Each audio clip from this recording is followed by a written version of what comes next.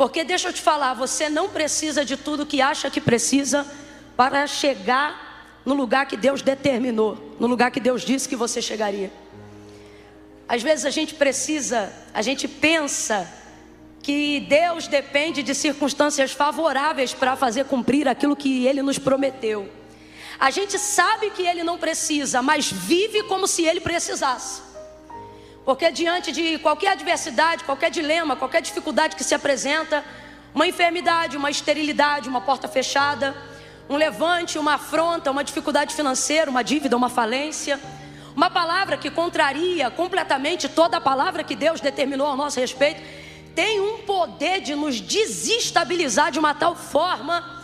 E isso acontece porque obviamente nós não somos dotados apenas de alma, aonde está a nossa intenção, aonde está a nossa personalidade, mas somos dotados também de espírito.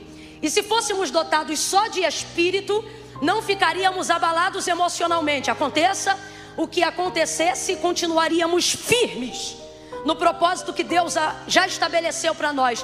Mas como também somos dotados de alma, ficamos extremamente abalados emocionalmente, mentalmente, e sabemos que Deus não depende de circunstâncias favoráveis para operar, mas vivemos como se Ele dependesse de ajuda para fazer essas coisas acontecerem.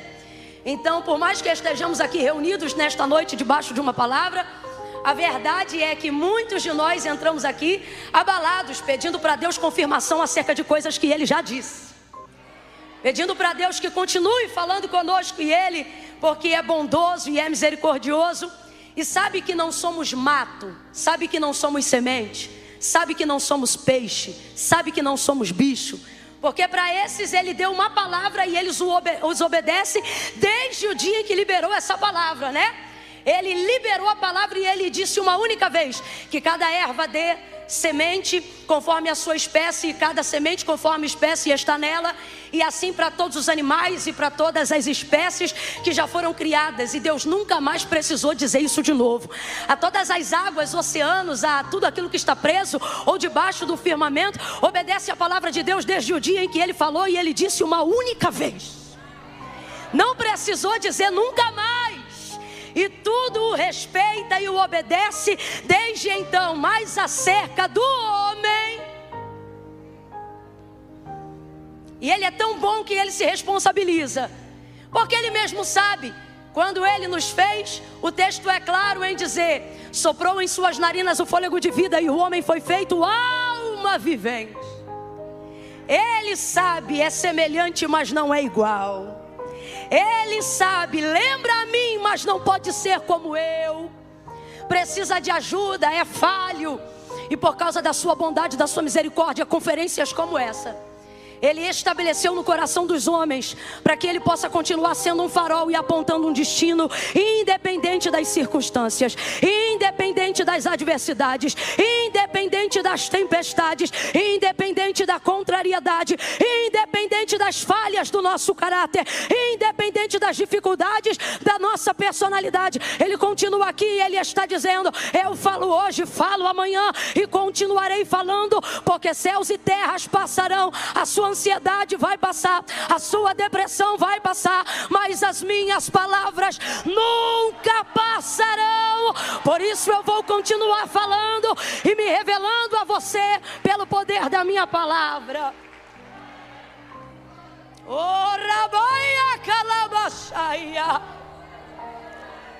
E Ele fala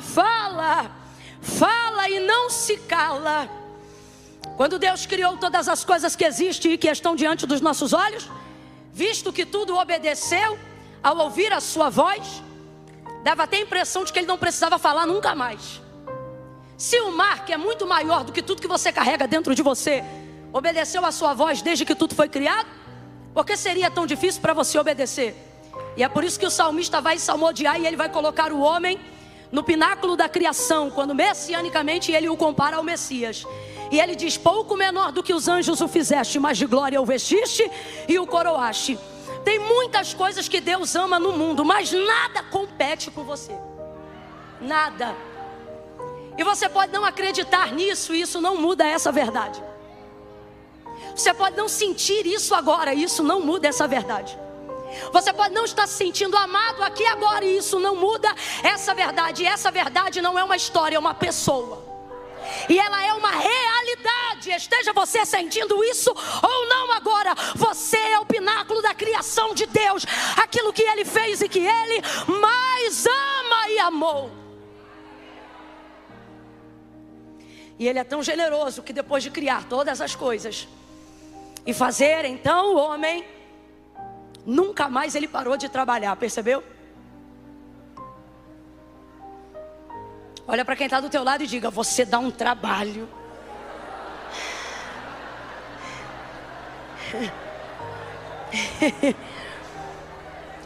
Mas não tem problema, não fique chateado com o trabalho que você dá.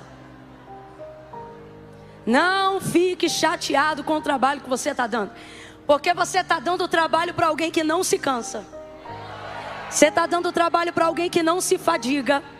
Eu fico tão triste quando eu vejo um crente podendo pedir para Deus o que ele quiser, e ele diz assim: eu não tenho coragem de pedir. Eu fico tão triste, porque se tem uma coisa que dá prazer em Deus é trabalhar. Veja, Ele criou rios, oceanos, mares, tudo que existe, tudo que há. E ao 7º dia, não porque tinha necessidade, mas para estabelecer para nós um princípio. O texto diz que no 7º dia Ele descansou, parou para admirar a sua obra, a sua criação.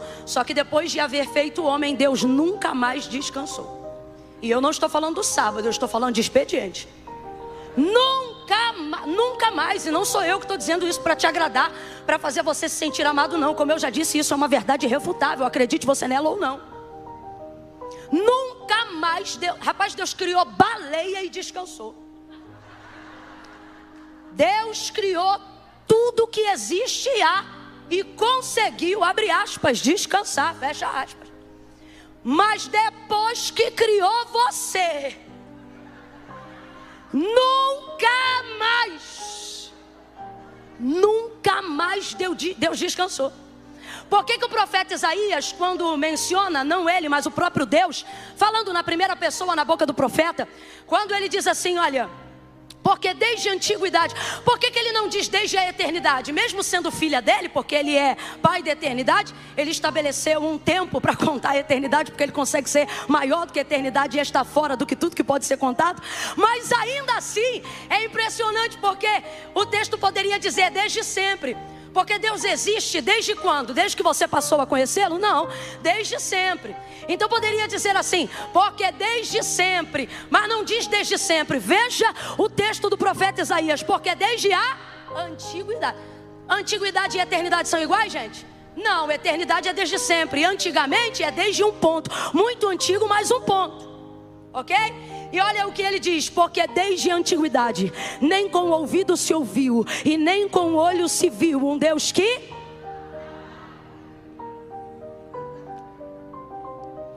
um Deus que trabalha para aqueles que precisam. É um equívoco muito grande achar que Deus trabalha só para quem precisa. Na verdade é um erro enorme acreditar que você não deve pedir porque não merece, ou porque não precisa tanto quanto alguém que está precisando agora, seja na África, na Ásia, na Oceania. É um erro absurdo acreditar que o tempo de Deus não pode ser todo ele preenchido, porque vai faltar alguém atender se ele atender você. Você está pensando que você está lidando com quem? Talvez por uma inserção da própria cultura, de onde nós viemos, paulatinamente sendo instruídos a acreditarmos em obras feitas por mãos de homens. Talvez tenhamos a dificuldade de acreditar num Deus que tenha um expediente incansável. E quando lemos o texto dizendo o ancião de dias, começamos a pensar que adoramos um velhinho. Veja isso. Deus não trabalha para quem precisa. É por isso que muita gente que já precisou muito, hoje odeia o Deus que um dia disse adorá-lo. Porque se você começa a desenvolver esse raciocínio, você começa a acreditar na ideia de que se Deus só trabalha ou deve trabalhar para quem precisa, não podem haver situações de injustiça, moradores de rua, dificuldade em questão de condição e existência social, porque você acha que Deus tem que fazer alguma coisa, afinal as pessoas precisam. Então você começa a acreditar que porque Ele tem poder para curar todas as doenças, Ele tem que curar todos os doentes. E então o Deus que hoje você diz adorar, daqui a pouco tempo você começará a achar que Ele na verdade é muito injusto para ser adorado. Porque na verdade não compreendeu que Ele não trabalha para quem precisa. Ele trabalha para quem? E o que é espera? Expectativa. O que é espera? Manifestação da fé de quem interessa. O que é espera? Certeza das coisas que eu não tenho, mas que eu já creio que recebi e estão diante de mim. Deus não trabalha para quem precisa, Deus trabalha para quem espera. Aí veja o texto: porque desde a antiguidade com o ouvido não se ouviu e nem com o olho se viu um Deus que trabalha para aqueles que nele esperam. Olhe de novo para alguém e diga: Deus trabalha muito. Tá fraco, diga: Deus trabalha muito. Por você, por você. Deus trouxe pessoas hoje aqui e Ele está dizendo: eu não quero você se sentindo ameaçado de todos os lados. Eu quero que você saiba que é protegido de todos os lados. Você é guardado de todos os lados. Você é amparado de todos os lados. Oh, é por isso que o salmista dizia: eleva os meus olhos para os montes, de onde me virá o socorro? O meu socorro vem do Senhor, que criou o céu e a terra. É tudo dele. Aí ele diz: o sol não te molestará de dia e nem a lua de noite. O Senhor guardará a tua alma. Ele guardará a tua entrada, Ele guardará a tua saída. Ele te guardará de todo mal. Oh, aleluia. Deus te trouxe aqui e Ele está dizendo: porque tu tem ficado tanta insônia, tanta gastrite nervosa, tanta calvície por estresse. Deus está dizendo: porventura tu não sabe que tu te cansa, mas eu não. Tu esmorece, mas eu não. Tu falhas, mas eu não. Por isso dorme, porque quem te guarda nunca dormiu e nem vai dormir. Eis que não tosquenejará o guarda de Israel. O Senhor é quem te guarda.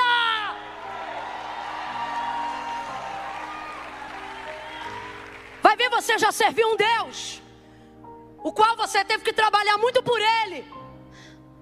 Teve que preparar casa para Ele, oferta para Ele, direção para Ele, caminho para Ele. E quando Ele andava, fazia isso por intermédio das suas mãos. E isso fez você começar a acreditar que pode ser que Deus esteja muito cansado. Só que Deus te trouxe hoje aqui para te dizer: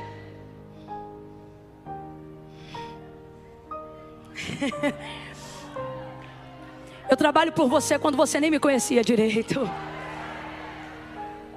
Deus trabalha por aqueles que nele esperam.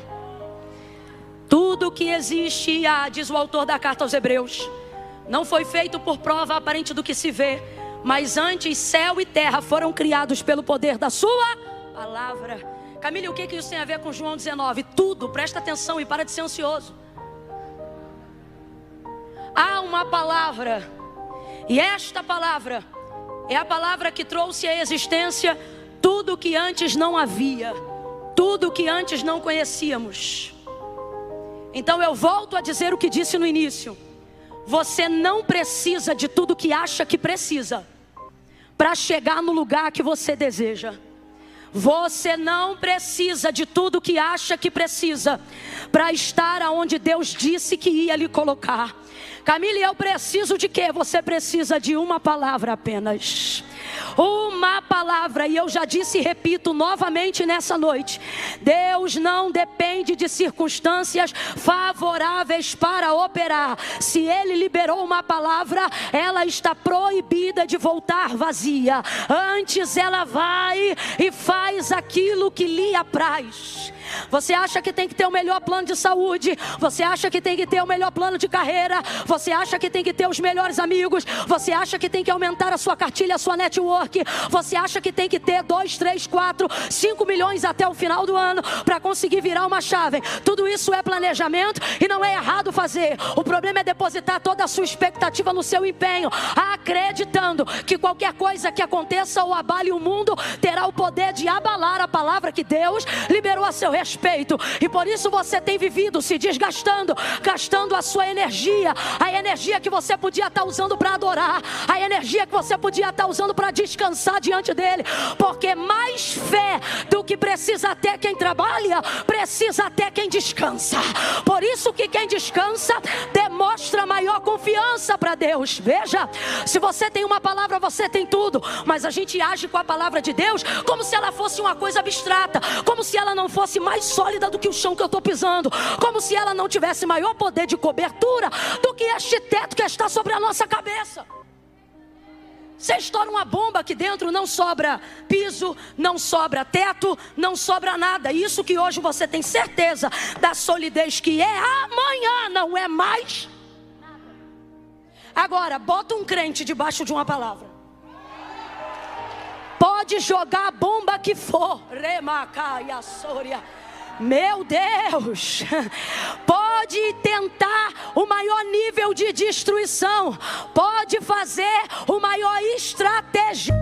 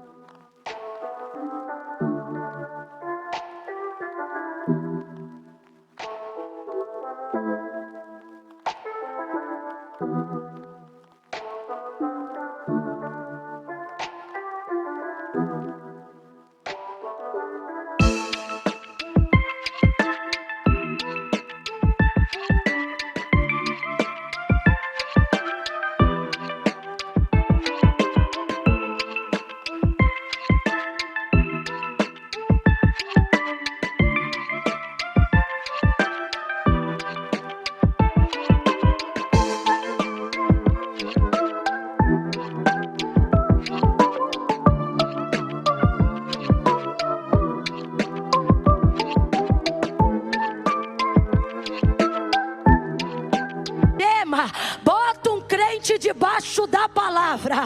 Oh meu Deus do céu. Olha para quem está do teu lado e diga: debaixo de uma palavra. Agora vamos ovacionar essa palavra e diga assim: debaixo da palavra. Da palavra. Ei, tua casa não caiu quando você perdeu o emprego. Não é porque faltou dinheiro, é porque não faltou palavra. Tua enfermidade que te atormenta não te matou, não só o corpo, mas também a alma. Não é por causa dos remédios que você tem, é porque tu está debaixo de uma palavra. A esperança que nada muda e faz morrer em ti, ela ainda não foi embora porque você é indesistível, não. Ela ainda se mantém aí porque tu estás debaixo de uma palavra. Então para de considerar essa palavra sensorial e começa a crer que ela é mais sólida do que o chão que a gente pisa e mais contundente do que o teto que cobre a nossa cabeça. Você está debaixo de palavra, e quem está debaixo de palavra não naufraga, não perde, não rompe, não. Ai meu Deus. Pedro disse assim: havendo trabalhado toda a noite, nada apanhamos, mas sobre a tua lançarei a rede. Lançou a rede, pegou uma multidão de peixes tão grande, um cardume tão grande, que o barco quase ia a pique. E por que não foi a pique? Porque quem está debaixo de uma palavra vê o quase, mas não perde tudo. Você está aqui e está dizendo assim: Camila, eu estou debaixo da palavra, mas eu estou quase morrendo. Eu estou debaixo da palavra, mas eu estou quase perdendo. Camila, eu estou debaixo da palavra, mas eu estou quase me divorciando. E é este quase que não deixa concluir, porque a palavra de Deus está ali medindo o comprimento do barco, a estrutura da tua jangada. E Ele está dizendo: não vai. Por que não vai? Porque tu está debaixo de uma. Está na hora de você entender que isso aqui não é uma concentração de religiosos, meu irmão. Isso aqui é uma reunião de gente que existe, subsiste e resiste, porque está debaixo de uma palavra.